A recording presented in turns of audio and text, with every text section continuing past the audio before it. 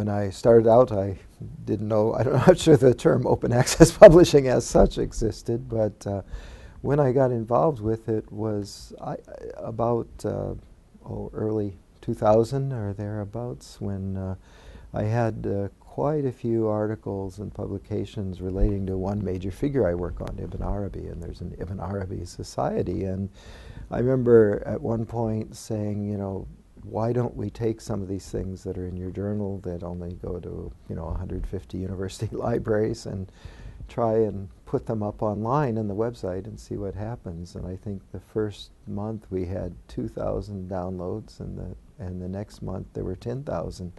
And of course, most of these were from people who would never have had, around the world, who would never have had access to the articles, and because the journal goes to university libraries. So that really sold me on it. It was a conversion experience. It was my idea, but now so when I came to BC and the scholarship was available, I was just jumped at the chance, because obviously on that website I could only put one set of my articles and translations, whereas here it's possible to put up pretty much the whole range of what I do, and also some out of print, or I guess I was going to say there's a book that I did at Princeton University Press, my thesis and first book, that was out of print, and I was working hard to get a little publisher to do it again, just to keep it in print. And then suddenly I thought, well, you don't make money at scholarly publishing, so why not put the book up there where everybody who wants to read it can get it. So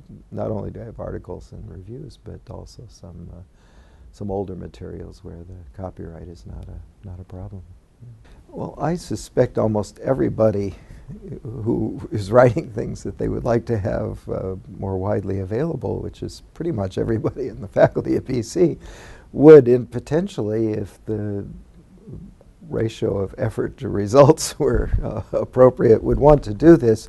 What I've discovered, and I'm sure is true for a lot of other people, is a lot of effort that one has to put into getting the permissions. But as the librarian I've been working with has said to me, well, if the culture ethos of scholarly publication evolves so that one kind of makes an effort to protect this right for wider access, you know, according to the journal or whatever, however many years down the road they'll allow it, then you can kind of do that proactively and get those permissions, or reserve the permissions to do this up front, so that it doesn't become as in my case, I'm sure many cases, you have this whole archaeology of one CV and publications where you have to go and write to each publisher. And so there's work involved. I don't want to exaggerate that, but I think if people can, and if we can keep the library having the resources to, you know, the student assistants and so forth that are needed to get publications up there, it's really, I think, for everyone, the advantages are obvious.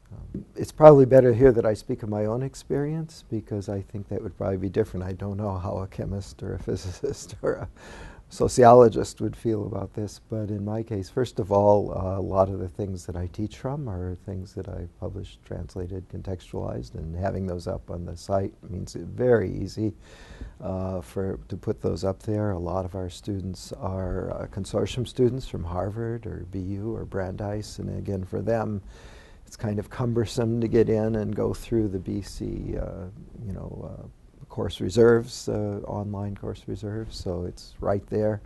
And a lot of our students, grad students, they go on and teach elsewhere. They know where they're going to be able to find those resources, and even people who aren't PhD level grad students, but other people who want to talk about the readings and so forth. The kinds of things I translate and teach are things that people are always interested in. It's not just when they're in college. So at least in the case of my own publications, it really does mean that they've kind of got a library that they don't have to carry around with them, which if you've ever moved books as a scholar, you know how cumbersome it can be. It's just a wonderful resource. In fact, I've actually had the thought recently of, like, well, if I retire or pass away, I sure hope they'll keep these things up there. They're so widely read and used that maybe it'll even outlive my Boston College days.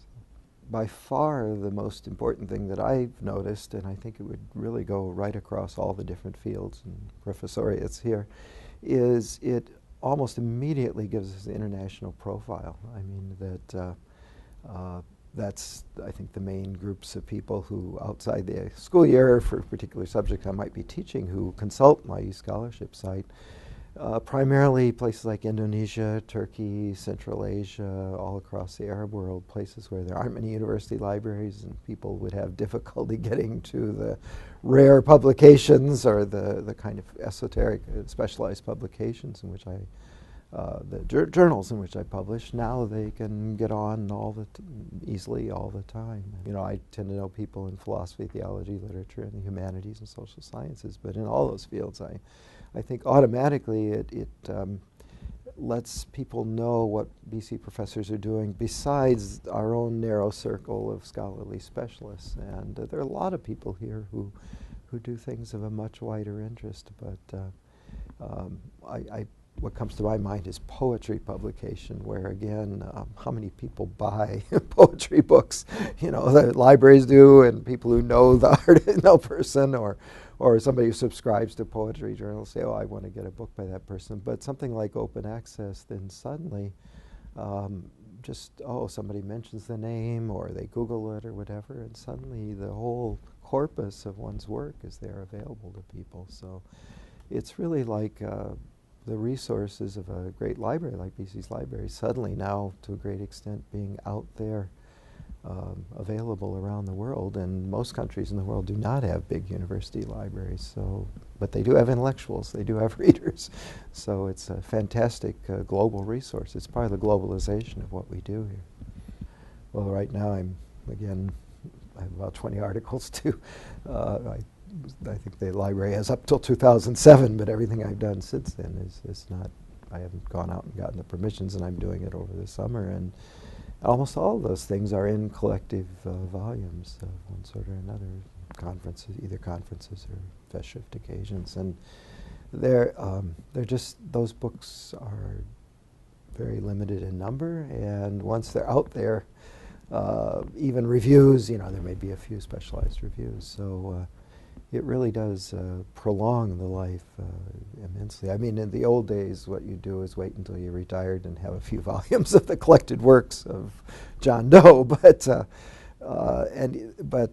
this, you don't have to wait that 20 or 30 years to do that. You can now get the works up there. And you mentioned another philosopher here who's doing primary texts in Latin medieval philosophy, but at least I would assume the thing is a little different in the sciences, where works get outmoded perhaps more quickly or are no longer at cutting edge. But in the humanities and social sciences, the shelf life of what we do is considerably longer, and so open access really does both widen it and prolong the access beyond the lives of the books that tend to go on shelves and only get consulted by grad students in your special field. I can understand the concerns about peer review and that sort of thing. This doesn't concern my own experience with open access. I don't know that it would substitute for the quality control mechanisms, peer review and others that are involved in actual publication.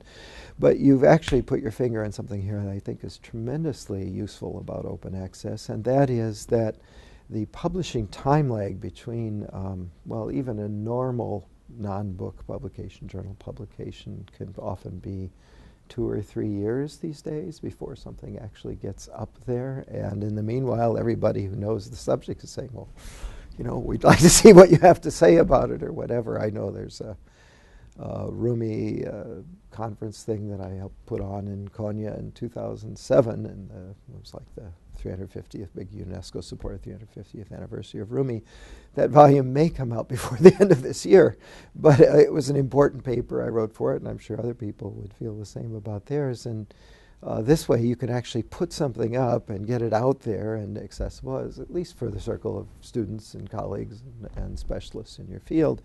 And in the case of festschrift papers and conference papers and foreign venues and so forth, there again, not only does it, I've still got things in my CV that people are promising someday. It's been 5 years, 7 years, whatever. Oh, we're going to get around to publishing those some days. But basically, you say inshallah, God willing, this may happen, but it's sure nice to have the open access there for items like that as well, where you put effort into into writing them up and getting them ready, and this way again you don't have to wait for the conference papers to appear in some unknown time and space, but you can. It actually gives you incentive to kind of do them right the first time for the conference, so you can come home and put them up in open access and have them there until the book comes out, and then you can take them down at that point.